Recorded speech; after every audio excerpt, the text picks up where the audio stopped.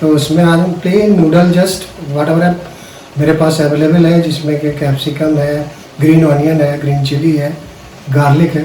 तो plane noodle बनाते हैं और उसको जो है स्पाइसी सॉस के साथ में यूज़ कर सकते हैं, स्पाइसी चिली सॉस और जो है tomato sauce, what ever is possible. So let's try.